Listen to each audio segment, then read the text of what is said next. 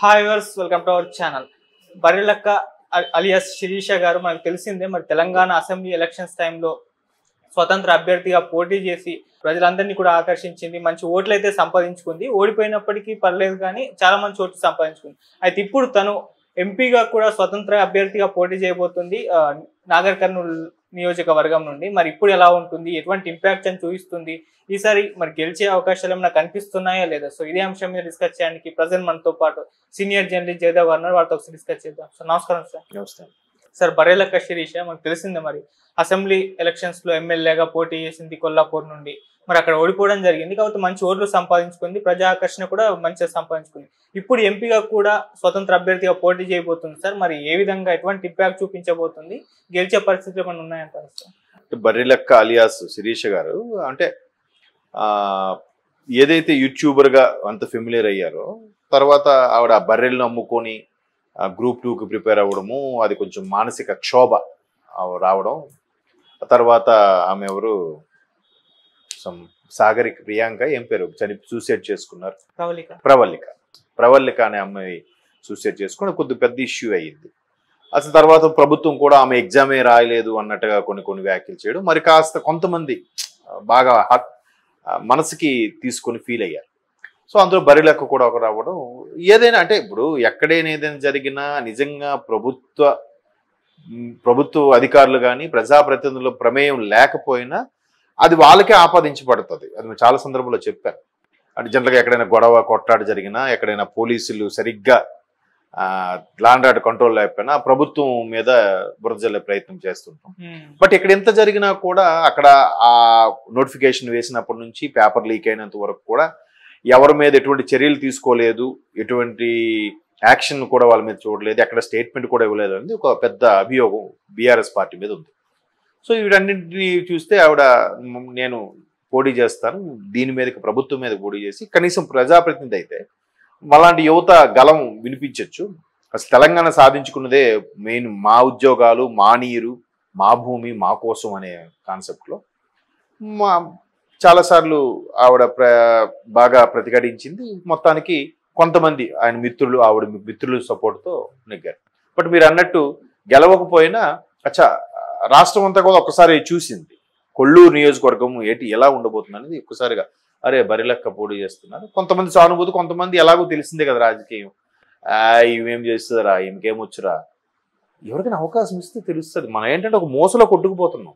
మీరు చూడండి, పార్టీలు పేర్లు మారుతున్నాయి తప్ప నాయకులు వాళ్ళే. ఈ పార్టీలో నాయకుడే మళ్ళీ అక్కడ కనబడుతున్నాడు, అక్కడ ఉన్నాడు, మళ్ళీ ఇంకో పార్టీ పెడితే అక్కడ కనబడుతున్నాడు కదా. అంతా అలాగే ఉంది. కొత్త వాళ్ళకి ఛాన్స్ ఇవ్వట్లేదు, తొక్కేస్తున్నారు. నిజంగా తొక్కేశారు సార్ ఇండస్ట్రీలో అని అంటారు కదా, అట్లాగే జరుగుతుంది. సో అప్పుడు కూడా ఒక బృందం పక్క రాష్ట్రం నుంచి ఒక బృందం వచ్చింది, ఈవిడికున్న క్రేజ్ని సర్వే చేసుకుని వెళ్ళింది. అది కూడా కొన్ని రకాల టాక్స్ కూడా వినిపించాయి. గాలి జనార్దన్ రెడ్డి గారి యొక్క బృందమే ఇక్కడ కూడా సర్వే చేసింది కర్ణాటక నుంచి. ఈవిడిని మంచి ఇమేజ్ గట్లు ఉంటైతే నెక్స్ట్ టైం కాంగ్రెస్ తరపునో లేదంటే ఇంకేది తరపున తీసుకొని పోటీ చేయించే అవకాశం కూడా ఉంది అని అప్పుడే అన్నారు, ఏది అసెంబ్లీ ఎన్నికల టైంలోనే. బట్ తర్వాత మరి ఆవిడ ఎవరిని కలిసినట్టు కానీ, తర్వాత ఆవిడ వార్తలో నిలబడినట్టు కానీ ఎక్కడ మనం చూడలేదు. ఆవిడ నిలబడినప్పుడు రకరకాల బురజల ప్రయత్నం చేశారు. ఆవిడకి పెళ్ళి అయిందని, తర్వాత భర్త వదిలేశాడని, లేదా తండ్రి ఉన్నాడని, తండ్రి లేక రకరకాలుగా ఆవిడికి అసలు పోటీ చేయడానికి ఏం బ్యాక్గ్రౌండ్ ఏంటి, ఆమెకి అంత ఆస్తి ఏంటి, ఏదో ఒక ప్రజాప్రతినిధి ఒక పార్టీ వాడు ఎన్నో కోట్లు వేసాడని, 10 కోట్లు వేసాడని, ఆవిడ బాబు నా అకౌంట్లో 60,000 50,000కి మించి ఏం లేదు, అది కూడా మీలాంటి మిత్రులు వేసిందే ఉంది అని కూడా ఆవిడ చెప్పడం. రకరకాల అంటే ఇప్పుడు ఆవిడ అసలు పోటీయే కాదు అనుకున్నప్పుడు ఆవిడ మీద ఆ చిన్న ప్రాణి మీద ఎందుకు అంత బురద చల్లే ప్రయత్నం? బట్ ఆమె కసిగా తీసుకొని మళ్ళీ ఇప్పుడు పోటీ చేస్తుంది. పోటీ చేయడంలో ఖచ్చితంగా కొంత ఓట్లు అయితే చీలుతాయి. ప్రభుత్వ వ్యతిరేక ఓటు చీలుతుంది, అప్పుడు ప్రభుత్వ వ్యతిరేక ఓటు ఉంది, ఇప్పుడు ప్రభుత్వానికి ఎలా ఉందని తెలియదు. మేబీ ఈవిడ పోరాట ప్రతిమ చూసి ఏదైనా ఒక పార్టీ ఆవిడని హక్కును చేర్చుకొని ఆ పార్టీ పరంగా పోటీ చేయిస్తే చేయించవచ్చు. కానీ ఇప్పుడు పార్టీలు ఎలా ఉన్నాయి, ఆ నియోజకవర్గం నీకు కావాలా, ఎంత ఇస్తావు, పార్టీ ఫండ్ ఎంత ఇస్తావు, నువ్వెంత ఖర్చు పెడతావు, ఇట్లాగా ఉంది పరిస్థితి. అంత స్థాయి కాదు కాబట్టి ప్రజాదరణ పొంది ఏదో ప్రయత్నం చేసుకోవడమే తప్ప ఉన్న ఇంకా ఆమెకున్న కొద్దిపాటి డబ్బులు కూడా గుల్ల చేసుకోలేదు అంతే. కాబట్టి పైగా అది ఎస్సీ కాన్స్టిట్యూషన్ కాబట్టి కొద్దిగైనా ఎవరైనా అరే సర్లే ఈమె ఒక మహిళ పోరాడుతుంది మన కోసం, చేద్దామనే తలంపు ఎవరికి వస్తే పడచ్చు. లేదా మొన్నట్లాగే ఒక డిపాజిట్లు దక్కేలాగా గౌరవప్రదంగా అయినా ఓడిపోయిన గౌరవప్రదంగా ఉంటుంది. బట్ ఈవిడ చూసి చాలా అప్పుడు ఈవిడ యొక్క ధైర్యం చూసి పార్టీలు ఎవరైనా ముందుకొచ్చి ఈవిడ్ని పార్టీ అభ్యర్థిగా ప్రకటిస్తాయేమో, పార్టీ సభ్యత్వం ఇచ్చి ప్రకటిస్తాయేమో అని చాలామంది ఎక్స్పెక్ట్ చేశారు విశ్లేషకులు. బట్ అది జరగలేదు. తమ్ముడు పేకాటే కదా. సో ఈసారి కూడా ఎలా ఉంటుందో చూద్దాం. ఇప్పుడు సోషల్ మీడియా నుంచి ఆవిడ మంచి ఇమేజ్ తెచ్చుకుంది కాబట్టి అదే సోషల్ మీడియా ఆమెకు సపోర్ట్ చేస్తుందో లేదో చూడాలి. సోషల్ మీడియా లాస్ట్ టైం కూడా బాగానే సపోర్ట్ చేసింది. బట్ ఎంతవరకు గ్రౌండ్ లెవెల్స్ రియాలిటీగా వచ్చేసరికి చాలా చేంజెస్ అయిపోతుంటాయి. సో ఈసారి కూడా సోషల్ మీడియా సపోర్ట్ ఇస్తుంది. బట్ ఆ చుట్టుపక్కల ఉన్న ప్రజలు, ఆ కొల్లూరు నియోజకవర్గం, నాగర్ కర్నూలు నియోజకవర్గం ఉంటే పొడి చేస్తారు హ్యాపీగా. కొల్లూరు మిగతా 6 ఎన్ని ఉన్నాయి, ఆ మిగతా నియోజకవర్గాలు కూడా ఎంతో కొంత ఓటింగ్ పర్సంటేజ్ పెంచుకునేలాగా ఉంటే మేబీ ఒక మంచి నేషనల్ పార్టీ హక్కుని చేర్చుకొని ఆవిడకు ఒక నామినేటెడ్ పోస్ట్ లాంటివి ఇస్తే నెక్స్ట్ టైంకి బలమైన వెపన్, ఒక బలమైన ప్రత్యర్థిగా తయారవుతారని నా అభిప్రాయం. అంటే జనరల్గా ఎక్కడైనా గొడవ కొట్టాడు జరిగినా, ఎక్కడైనా పోలీసులు సరిగ్గా ల్యాండ్ ఆర్డర్ కంట్రోల్ లేకపోయినా ప్రభుత్వం మీద బురద జల్లే ప్రయత్నం చేస్తుంటాం. బట్ ఇక్కడ ఎంత జరిగినా కూడా అక్కడ ఆ నోటిఫికేషన్ వేసినప్పటి నుంచి పేపర్ లీక్ అయినంత వరకు కూడా ఎవరి మీద ఎటువంటి చర్యలు తీసుకోలేదు, ఎటువంటి యాక్షన్ కూడా వాళ్ళ మీద చూడలేదు, ఎక్కడ స్టేట్మెంట్ కూడా ఇవ్వలేదు అనేది ఒక పెద్ద అభియోగం బీఆర్ఎస్ పార్టీ మీద ఉంది.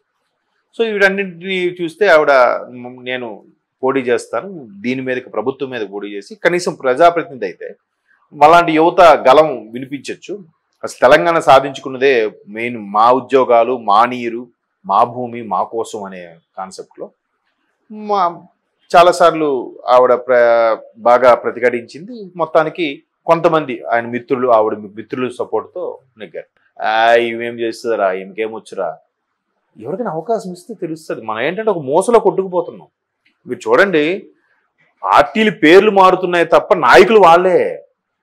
ఈ పార్టీలో నాయకుడే మళ్ళీ అక్కడ కనబడుతున్నాడు, అక్కడ ఉన్నాడు, మళ్ళీ ఇంకో పార్టీ పెడితే అక్కడ కనబడుతున్నాడు కదా. అంతా అలాగే ఉంది. కొత్త వాళ్ళకి ఛాన్స్ ఇవ్వట్లేదు, తొక్కేస్తున్నారు. నిజంగా తొక్కేశారు సార్ ఇండస్ట్రీలో అని అంటారు కదా, అట్లాగే జరుగుతుంది. నెక్స్ట్ టైం కాంగ్రెస్ తరపునో లేదంటే ఇంకేది తరపున తీసుకొని పోటీ చేయించే అవకాశం కూడా ఉంది అని అప్పుడే అన్నారు. ఏది అసెంబ్లీ ఎన్నికల టైంలోనే ఆవిడ నిలబడినప్పుడు రకరకాల బురజల ప్రయత్నం చేశారు. ఆవిడకి పెళ్ళి అయిందని, తర్వాత భర్త వదిలేశాడని, లేదా తండ్రి ఉన్నాడని, తండ్రి లేక రకరకాలుగా ఆవిడికి అసలు పోటీ చేయడానికి ఏం బ్యాక్గ్రౌండ్ ఏంటి, ఆమెకి అంత ఆస్తి ఏంటి, ఏదో ఒక ప్రజాప్రతినిధి ఒక పార్టీ వాడు ఎన్నో కోట్లు వేసాడని. కాబట్టి కొద్దిగైనా ఎవరైనా అరే సర్లే ఈమె ఒక మహిళ పోరాడుతుంది మన కోసం, చేద్దామనే తలంపు ఎవరికి వస్తే పడచ్చు. లేదా మొన్నట్లాగే ఒక డిపాజిట్లు దక్కేలాగా గౌరవప్రదంగా అయినా ఓడిపోయిన గౌరవప్రదంగా ఉంటుంది. బట్ ఈవిడ చూసి చాలా అప్పుడు ఈవిడ యొక్క ధైర్యం చూసి పార్టీలు ఎవరైనా ముందుకొచ్చి ఈవిడ్ని పార్టీ అభ్యర్థిగా ప్రకటిస్తాయేమో, పార్టీ సభ్యత్వం ఇచ్చి ప్రకటిస్తాయేమో అని చాలామంది ఎక్స్పెక్ట్ చేశారు విశ్లేషకులు. బట్ అది జరగలేదు. తమ్ముడు పేకాటే కదా. Okay sir, thank you so much sir. Thank you.